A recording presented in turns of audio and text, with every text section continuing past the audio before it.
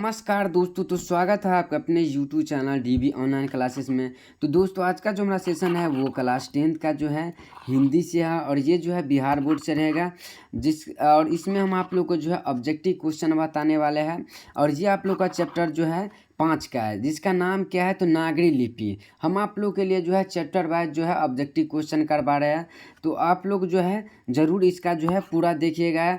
और अगर आप लोग को वीडियो अच्छा लगे तो प्लीज़ वीडियो को लाइक करके और चैनल को जो सब्सक्राइब कर लीजिएगा।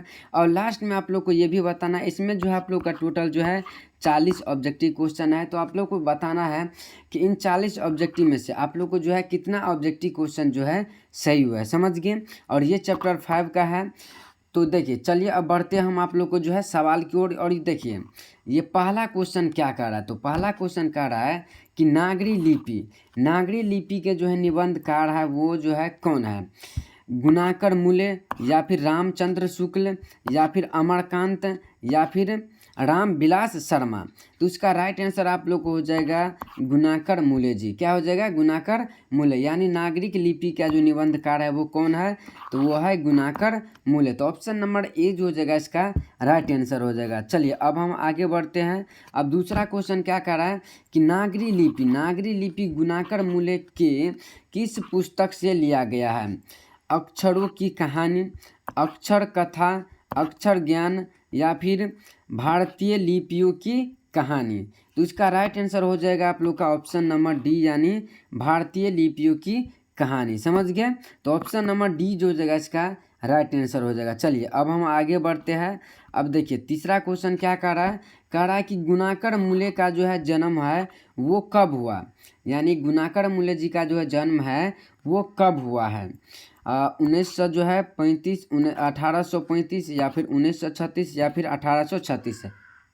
और अगर आप लोग इसका उत्तर जानते होंगे तो आप लोग कमेंट में भी बता सकते हैं, समझ गए। फिलहाल इसका राइट आंसर हो जाएगा आप लोग का 1935 में जो इसका जो है जन्म हुआ। तो ऑप्शन नंबर ए हो जाएगा इसका राइट आंसर, समझ गए। चलिए अब बढ़ते हैं आगे। अब चौथा नंबर क्वेश्चन क्या कर रहा है कि गुणाकर मूले जी का जो जन्म है वो कहाँ पर हुआ है। दिल्ली में, कर्नाटक में, महाराष्ट्र में, या फिर मध्य प्रदेश में। तो इसका राइट आंसर हो जाएगा आप लोग का महाराष्ट्र में। कहाँ पर? महाराष्ट्र में। तो ऑप्शन नंबर सी जो हो जाएगा इसका राइट आंसर हो जाएगा। चलिए अब आगे बढ़ते हैं। अब देखिए पाँचवा नंबर क्वेश्चन क्या कह रहा है कि उत्तर भारत से नागरी लिपि के लेख जो है कब से मिलने लगे हैं, कब से मिलने लगते हैं। 8वीं सदी से, या फिर 6ठी सदी से, 9वीं सदी से, या फिर 34 सदी से। तो 5 का क्या हो जाएगा? 5 का राइट आंसर आप लोग को हो जाएगा 8वीं सदी से। तो ऑप्शन नंबर ए जो हो जाएगा इसका राइट आंसर हो जाएगा, समझ गए। चलिए आगे बढ़ते हैं। अब देखिए छठा नंबर क्वेश्चन क्या कह रहा है कि नागरी लिपि के आरंभिक लेख हमें कहाँ से मिलते हैं। पूर्वी भारत से, पश्चिमी भारत से, दक्षिणी भारत से, या फिर उत्तरी भारत से। तो इसका राइट आंसर हो जाएगा आप लोग का दक्षिणी भारत से। तो ऑप्शन नंबर क्या हो जाएगा? सी हो जाएगा इसका राइट आंसर, समझ गए। और अगर आप लोग को वीडियो अच्छा लग रहा होगा तो प्लीज़ वीडियो को लाइक करके चैनल को जो है सब्सक्राइब कर लीजिएगा। और आप लोग को जो है हम ऑब्जेक्टिव जो है चैप्टर वाइज ऑब्जेक्टिव क्वेश्चन करवा रहे हैं, तो आप लोग निफिकिर होकर जो है वीडियो को पूरा लास्ट तक देखिएगा, ताकि आप लोग को एक एक ऑब्जेक्टिव क्वेश्चन जो है अच्छी तरीक़ा से समझ में आए। और इस चैप्टर से अगर आप लोग को बोर्ड एग्जाम में जो है एक भी क्वेश्चन पूछता है तो आप लोग को वो एक भी क्वेश्चन जो है नहीं छूटेगा, समझ गए आप लोग। तो इसीलिए वीडियो को पूरा लास्ट तक देखिएगा, और ताकि आप लोग को एक एक ऑब्जेक्टिव क्वेश्चन अच्छी तरीक़ा से समझ में आए, समझ गए। चलिए अब आगे बढ़ते हैं। अब देखिए 7वां नंबर क्वेश्चन क्या कर रहा है कि देवनागरी की लिपि के मुद्रण के टाइप जो है कब बने। 2 सदी पहले, या फिर 2 शतक पहले, या फिर 20वीं सदी में, या फिर 11वीं सदी में। तो 7 का राइट आंसर हो जाएगा आप लोग का 2 शतक पहले। क्या बना था? नागरिक लिपि का जो है मुद्रण टाइप का जो बना था वो कब बना था, तो 2 दशक जो है पहले बना था। तो ऑप्शन नंबर बी जो हो जाएगा इसका राइट आंसर हो जाएगा। चलिए अब आगे बढ़ते हैं। अब 8वां नंबर क्वेश्चन क्या कर रहा है कि हिंदी भाषा की लिपि जो है क्या है। ब्राह्मी लिपि है, रोमन लिपि है, या फिर देवनागरी की लिपि है, या फिर गुरुमुखी लिपि है। तो 8 का राइट आंसर हो जाएगा आप लोग का ऑप्शन नंबर सी, यानी यह जो है देवनागरी की लिपि है। तो ऑप्शन नंबर सी जो हो जाएगा इसका राइट आंसर हो जाएगा। चलिए अब आगे बढ़ते हैं। अब देखिए नंबर क्वेश्चन क्या करा कि गुणाकर मूल्य का जो है जन्म जो है वो किस राज्य में हुआ है। आप लोग को बताया कि जन्म जो है कहाँ हुआ है, तो इसका आप पूछ रहा है कि किस राज्य में हुआ है, तो यह भी हुआ है महाराष्ट्र राज्य में। तो ऑप्शन नंबर क्या हो जाएगा, तो ऑप्शन नंबर सी जो हो जाएगा इसका राइट आंसर हो जाएगा, यानी महाराष्ट्र। चलिए अब आगे बढ़ते हैं। अब 10वां नंबर क्वेश्चन क्या करा कि गुणाकर मूल्य की प्रारंभिक शिक्षा किस परिवेश में हुई थी। नगरीय, ग्रामीण, उच्च स्तरीय, या फिर इनमें से जो है कोई नहीं। तो 10 का हो जाएगा आप लोग का ग्रामीण में, यानी ग्रामीण में जो है रह करके शिक्षा जो है प्राप्त किया था, यानी गांव शहर में रह करके। समझ गए आप लोग। चलिए इसका राइट आंसर क्या हो जाएगा, बी। चलिए अब 11 नंबर क्वेश्चन देखिए क्या कह रहा है कि गुणाकर मूल्य की जो है शिक्षा का जो है भाषा जो है वो क्या था। यानी गुणाकर मूल्य का जो जब पढ़ रहे थे तो उसका जो भाषा था वो क्या था जब पढ़ रहे थे, तो हिंदी था, मराठी था, या फिर बंगला था, या फिर गुजराती थी। तो इसका राइट आंसर हो जाएगा आप लोग का मराठी। क्या हो जाएगा, मराठी। जब जो वो पढ़ रहा था तो उसका जो है लैंग्वेज क्या था, तो वो मराठी था। तो ऑप्शन नंबर बी जो हो जाएगा इसका राइट आंसर हो जाएगा। चलिए अब आगे बढ़ते हैं। अब देखिए क्या करा कि गुणाकर, हाँ देखिए गुणाकर मूल्य का जो है निधन है वो जो है कब हुआ है, 2009 में, 2008 में, 2010 में, या फिर 2011 में। तो गुणाकर मूल्य जी का जो है निधन हुआ है, यानी मृत्यु हुआ है, वो कब हुआ है, तो वह हुआ 2009 में। तो ऑप्शन नंबर ए हो जाएगा इसका राइट आंसर। समझ गए। चलिए अब इसी तरह आगे बढ़ते हैं। अब देखिए अक्षर कथा, यानी अक्षर कथा जो है वो किसके द्वारा लिखी गई पुस्तक है। अमरकांत के, या फिर हजारी प्रसाद द्विवेदी जी का, या फिर गुणाकर मूल्य, या फिर महात्मा गांधी। तो इसका राइट आंसर हो जाएगा आप लोग का ऑप्शन नंबर सी, यानी गुणाकर मूल्य जी के द्वारा जो है ये अक्षर कथा जो है लिखी गई पुस्तक है। तो ऑप्शन नंबर सी जो हो जाएगा इसका राइट आंसर हो जाएगा। चलिए अब आगे बढ़ते हैं इसी तरह। अब देखिए 14 नंबर क्वेश्चन क्या कर रहा है कि मूल्य जी ने जो है मिडिल स्तर तक किस भाषा को पढ़ाया, गुजराती, संस्कृति, मराठी, या फिर हिंदी। तो इसका राइट आंसर हो जाएगा आप लोग का मराठी। क्या हो जाएगा, मराठी। तो ऑप्शन नंबर क्या हो जाएगा, सी जो हो जाएगा इसका राइट आंसर हो जाएगा। चलिए अब आगे बढ़ते हैं। अब 15 नंबर क्वेश्चन देखिए क्या कह रहा है कि अक्षरों की कहानी जो है किसकी रचना है। तो आप लोग को पता ही होगा कि अक्षरों की जो कहानी है वो गुणाकर मूल्य जी का जो है रचना है।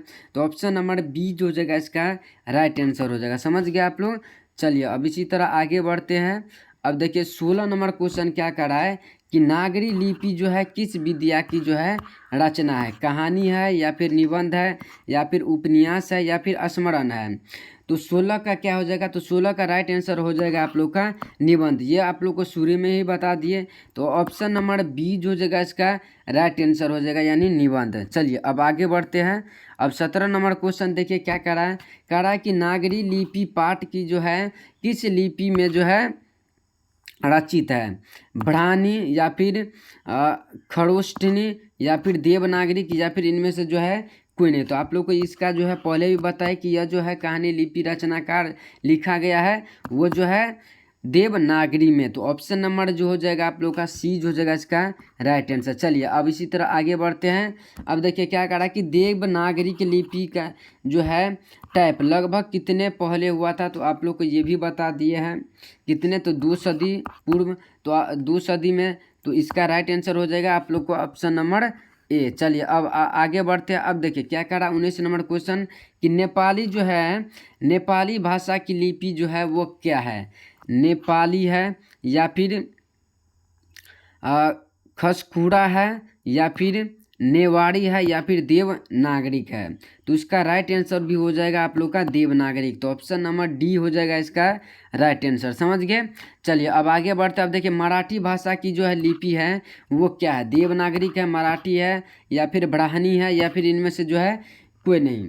तो 20 का भी क्या हो जाएगा, वो हो जाएगा आप लोग का ऑप्शन नंबर ए, यानी यह भी क्या है, देवनागरी का है। तो ऑप्शन नंबर ए हो जाएगा इसका राइट आंसर। अब देखिए 21 नंबर क्वेश्चन क्या करा कि गुणाकर मूल्य जो है ने किस लिपि को प्राचीन नागरिक लिपि की बहन की संज्ञा दी है? गुजराती को, बंगला को, या फिर तमिल को, या फिर मलयालम को? तो 21 का आप लोग का क्या हो जाएगा, तो 21 का राइट आंसर हो जाएगा आप लोग का ऑप्शन नंबर बी, यानी बंगाली को। इसमें सॉरी, इसमें टाइप जो है थोड़ा गलत लिखा गया, यानी बंगाली होना चाहिए। तो ऑप्शन नंबर क्या होगा इसका, बी हो जाएगा। समझ गए। चलिए अब आगे बढ़ते हैं। अब देखिए अब क्या 22 नंबर क्वेश्चन क्या कह रहा है कि नागरिक लिपि का जो है अन आरंभिक लेख जो है मिले हैं, किसे मिले हैं? पूर्व स्तर भारत से, दक्षिणी भारत से, उत्तरी भारत से, या फिर इनमें से जो है कोई नहीं। तो 22 का क्या हो जाएगा, तो ये हो जाएगा आप लोग का दक्षिणी भारत से। तो ऑप्शन नंबर बी हो जाएगा इसका राइट आंसर। चलिए अब आगे बढ़ते हैं। अब गुप्त काल से किस लिपि का जो है संबंध है? सिदंभ से, या फिर ब्राह्मणी से, देवनागरिक से, या फिर गुजराती से? तो 23 का आप लोग का हो जाएगा ब्राह्मणी से। किससे? ब्राह्मणी से। तो ऑप्शन नंबर क्या हो जाएगा, बी हो जाएगा इसका राइट आंसर। अब देखिए क्या कर रहा है कि नागरी नाम अस्तित्व में कब आया? नागरिक जो है नाम जो है अस्तित्व में जो है कब आया है? 1000 पूर्व के आसपास, या फिर 1500, या फिर 1600, या फिर 1700 ईस्वी के आसपास? तो 24 का राइट आंसर हो जाएगा आप लोग का ऑप्शन नंबर ए, यानी 1000 ईस्वी के आसपास में जो है ये क्या आया है, तो नागरी नाम का जो है अस्तित्व आया है। समझ गए। तो ऑप्शन नंबर ए हो जाएगा इसका राइट आंसर। चलिए अब आगे बढ़ते हैं। अब 25 नंबर क्वेश्चन क्या कह रहा है कि देवनागरिकी जो है किसे कहा गया है? काशी को, मथुरा को, हरिद्वार को, या फिर बनारस को? तो इसका राइट आंसर हो जाएगा आप लोग का 25 का ऑप्शन नंबर ए, यानी काशी को। तो ऑप्शन नंबर ए हो जाएगा इसका राइट आंसर हो जाएगा। चलिए अब आगे बढ़ते हैं। अब देखिए 26 नंबर क्या क्वेश्चन क्या कह रहा है कि सिद्धरम क्या है? सिद्धरम जो है वो क्या है? योगी है, या फिर सिद्ध किया गया कार्य है, या फिर महात्मा है, या फिर एक प्रकार की लिपि है? तो 26 का क्या हो जाएगा, तो इसका राइट आंसर हो जाएगा आप लोग का ऑप्शन नंबर डी, यानी यह जो है एक प्रकार का क्या है, लिपि है। तो ऑप्शन नंबर डी जो हो जाएगा इसका राइट आंसर हो जाएगा। चलिए अब इसी तरह आगे बढ़ते हैं। अब 27 नंबर क्वेश्चन क्या कह रहा है, सो देखिए कह रहा है कि अमोध वर्ष कौन था? राष्ट्रकूट राजा था, या फिर राजवैद्य था, या फिर विद्वान था, या फिर कवि था?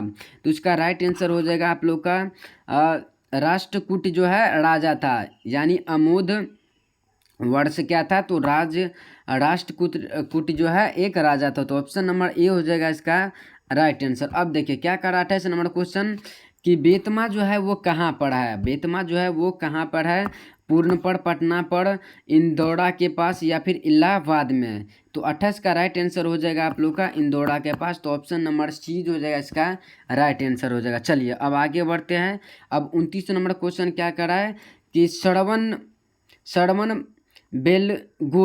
बेलगोल जो है जौन तीर्थ स्थल जो है वो कहाँ है? कर्नाटक में, सिकंदराबाद में, या फिर इलाहाबाद में, या फिर वैशाली में? तो 29 का आप लोग का राइट आंसर हो जाएगा कर्नाटक में। तो ऑप्शन नंबर ए हो जाएगा इसका राइट आंसर। समझ गए आप लोग। चलिए अब इसी तरह आगे बढ़ते हैं। आप देखिए क्या कर रहा है 29 नंबर क्वेश्चन कह रहा है कि दक्षिण भारत की नागरी लिपि जो है को क्या कहते हैं? देवनागरिक, या फिर नंदी नागरिक, मराठी, या फिर मेवाड़ी? तो 30 का आप लोग का हो जाएगा राइट आंसर, यानी नंदी नागरिकी। तो ऑप्शन नंबर क्या हो जाएगा, तो ऑप्शन नंबर बी हो जाएगा इसका राइट आंसर। समझ गए। चलिए अब आगे बढ़ते हैं। अब 31 नंबर क्वेश्चन क्या कर रहा है कि हिंदी के आदि कवि कौन है? हिंदी के जो है आदि कवि जो है वो कौन है? अड़हपाद जो है, या फिर तुलसी है, या फिर वाल्मीकि है, या फिर निराला है? तो 31 का आप लोग का हो जाएगा सरहद पार हो जाएगा। तो ऑप्शन नंबर ए हो जाएगा इसका राइट आंसर हो जाएगा। चलिए अब आगे बढ़ते हैं। 32 नंबर क्वेश्चन क्या कह रहा है कि उत्तर भारत की विशेष स्थापत्य शैली को जो है क्या कहते हैं? ललित शैली या फिर अभिनागर शैली या फिर विभाट शैली या फिर नागर शैली। तो 32 का क्या हो जाएगा? तो 32 का आप लोग का ऑप्शन नंबर डी हो जाएगा इसका राइट आंसर। चलिए अब आगे बढ़ते हैं। अब 33 नंबर क्वेश्चन क्या करा कि गुणाकर मूल्य ने विभिन्न विषयों पर कितने निबंध लिखे हैं? 1500 से अधिक, 2500 से अधिक, 3500 से अधिक या फिर 4500 से जो है अधिक। तो 33 का आप लोग का राइट आंसर हो जाएगा 2500 से भी जो है अधिक निबंध जो है वो लिख चुका है। तो ऑप्शन नंबर बी हो जाएगा इसका राइट आंसर। चलिए अब आगे बढ़ते हैं। अब देखिए 34 नंबर क्वेश्चन क्या करा कि इस्लामी शासक का जो है आरंभ काल है वो कब है? 12वीं सदी से, 13वीं सदी से, 14वीं सदी से या फिर 15वीं सदी से। तो 34 का राइट आंसर हो जाएगा आप लोग का 12वीं सदी से। तो ऑप्शन नंबर क्या हो जाएगा? ऑप्शन नंबर ए हो जाएगा इसका राइट आंसर। चलिए अब आगे बढ़ते हैं। अब 35 नंबर क्वेश्चन क्या करा है कि महज भोज की ग्वालियर प्रास्तित्व किस भाषा में है? सांस्कृतिक में या फिर आरंभस में या फिर संस्कृत में, सॉरी ये प्राकृतिक में है या फिर हिंदी में है? तो 35 का आप लोग का राइट आंसर हो जाएगा संस्कृत में। तो ऑप्शन नंबर सी जो हो जाएगा इसका राइट आंसर हो जाएगा। चलिए अब आगे बढ़ते हैं। अब 36 नंबर क्वेश्चन क्या करा कि दक्षिण भारत में जो है पांड्य प्रदेश से जो है किस राजा के पलियम ताम्रम पत्र मिले? महेंद्र पाल को या फिर राजा वर्गुण को या फिर राजा भोज को या फिर श्री गंगराज को? तो 36 का क्या हो जाएगा? 36 का आप लोग का राइट आंसर हो जाएगा राजा वर्गुण को। तो ऑप्शन नंबर बी हो जाएगा इसका राइट आंसर हो जाएगा। चलिए अब आगे बढ़ते हैं। अब 37 नंबर क्वेश्चन क्या कह रहा है कि गुप्तों की राजधानी पटना को जो है कहा जाता होगा? पाटलिपुत्र या फिर कुसुमपुर या फिर विशालपुर बिलासपुर सॉरी या फिर देवनगर। तो 37 का क्या हो जाएगा? तो 37 को जो है कहा जाता होगा देवनगर। तो ऑप्शन नंबर डी जो जाएगा इसका राइट आंसर हो जाएगा। चलिए अब आगे बढ़ते हैं। अब 38 नंबर क्वेश्चन क्या कर रहा है कि नागरी लिपि जो है किस विद्या की रचना है? कहानी है, निबंध है, उपन्यास है या फिर स्मरण है? तो ऑप्शन नंबर इसका क्या हो जाएगा? तो ऑप्शन नंबर बी जो जाएगा इसका राइट आंसर हो जाएगा, यानी यह जो है वो निबंध है। समझ गए? चलिए अब इसी तरह बढ़ते आगे। 39 नंबर क्वेश्चन क्या कर रहा है कि नागरी लिपि का जो है पाठ का जो है लिपि है वो रचना है वो किस में जो है रचनाकार मतलब वो जो देवनागरी की लिपि जो है पाठ में जो है किस लिपि का जो है किस लिपि में वो जो है रचित है? ब्राह्मी, खरोठिनी या फिर देवनागरी की या फिर इनमें से कोई नहीं। तो इसका राइट आंसर हो जाएगा आप लोग का देवनागरी की यह जो है लिपि जो है रचना जो है लिखी गई है। समझ गए आप लोग? चलिए अब आप बढ़ते हैं 40 नंबर और आज का जो है ये लास्ट सवाल है। और 40 नंबर क्वेश्चन क्या कह रहा है कि देवनागरी की लिपि का जो है टाइप लगभग कितने पहले थे? तो ये बता दिया आप लोग को 2 सदी पहले। तो आप लोग का राइट आंसर हो जाएगा आप लोग का क्या हो जाएगा? ऑप्शन नंबर ए हो जाएगा इसका राइट आंसर। समझ गए? तो आज का जो है आप लोग को जो है अभी तक में 40 ऑब्जेक्टिव क्वेश्चन हम बता चुके हैं। तो अब आप लोग को ये भी बताना है कि 40 ऑब्जेक्टिव में से आप लोग को जो है कितना ऑब्जेक्टिव क्वेश्चन जो है सही हुआ है। समझ गए? और अगर आप लोग को वीडियो अच्छा लगे तो प्लीज़ वीडियो को लाइक करके चैनल को जो सब्सक्राइब कर लीजिएगा, और ताकि आप लोग को ऐसे ही ऑब्जेक्टिव और सब्जेक्टिव क्लास जो है देखने के लिए मिले। तो अब आज के लिए इतना ही रहने देते हैं। तो अब फिर मिलते हैं अगले वाले वीडियो में। तब तक के लिए जय हिंद, जय भारत।